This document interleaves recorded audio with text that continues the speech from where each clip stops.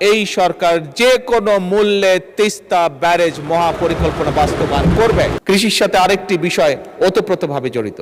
শুধু কৃষি বা কেন বলি, আমাদের সকালে ঘুম থেকে উঠে রাতে ঘুমানো যাওয়া পর্যন্ত যেই বিষয়টি একটি জড়িত, সেটি হচ্ছে দেশের পানি। মাননীয় স্পিকার, দেশে দীর্ঘদিন ধরে নদী খনন, পানি সংরক্ষণ, বন্যা নিয়ন্ত্রণ, নদী ভাঙন প্রতিরোধ, আন্তঃনদী ব্যবস্থায় সমন্বিত পরিকল্পনা একটি অভাব ছিল বা আছে, আমি বলবো এখনো বিদ্যমান আছে।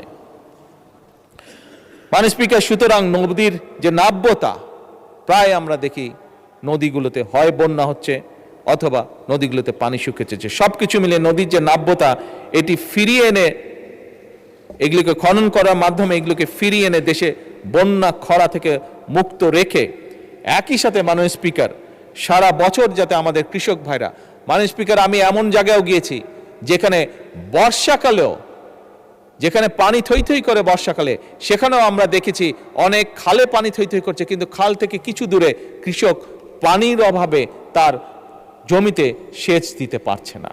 সেজন্যই মাননীয় স্পিকার, সারা বছর যাতে কৃষক সেচ সুবিধা নিশ্চিত রাখতে পারে, তার জন্য বর্তমান সরকার পুনরায় যেখানে সম্ভব নদীগুলো, যে সকল নদী পসিবল সেই নদীগুলো এবং খালগুলোকে খনন এবং পুনর্খননের কাজ এরই ভিতরে শুরু করেছে। মাননীয় স্পিকার, আগামী 5 বছরে আমাদের পরিকল্পনা সমগ্র বাংলাদেশে ইনশাল্লাহ আমরা 20,000 কিলোমিটার খাল খনন করব এবং মাননীয় স্পিকার, এরই মধ্যে 20,000-এর মধ্যে গত 3 মাসে আমরা প্রায় 900 কিলোমিটার খাল পুনর্খনন এবং খনন করেছি। কিছু কিছু ক্ষেত্রে মাননীয় স্পিকার আমরা কমপ্লেন পেয়েছি, সেগুলোকে আমরা দেখছি, দরকার হলে সেগুলো আবার আমরা হাতে নিব সেই কাজগুলো।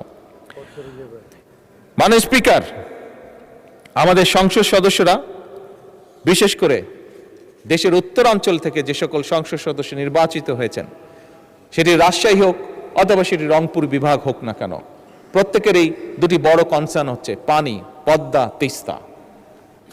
মাননীয় স্পিকার,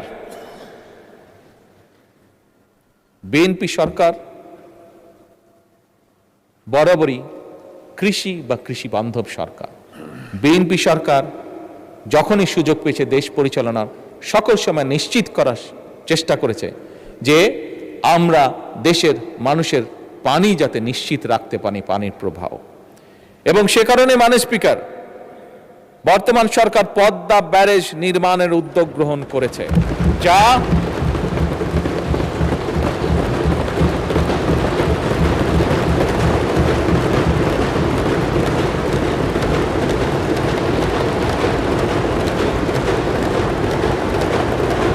এই ব্যারেজ নির্মাণের মাধ্যমে বর্ষা মৌসুমে যে অতিরিক্ত পানি আমাদের কাছে আসে, সেই পানিটিকে আমরা ধরে রাখবো, যাতে করে শুষ্ক মৌসুম এবং বছরের বাকি সময়টা আমরা কৃষক সহ সকলের কাছে পানি সরবরাহ করতে পারি। মাননীয় স্পিকার, এবার আমি আরেকটু উত্তরের দিকে চলে যাই এবং সেই উত্তরে অবস্থান করছে আমাদের তিস্তা। মাননীয় স্পিকার, জাতীয় অগ্রাধিকার ভিত্তিতে ইনশাল্লাহ এই সরকার যে কোনো মূল্যে তিস্তা ব্যারেজ মহাপরিকল্পনা বাস্তবায়ন করবে।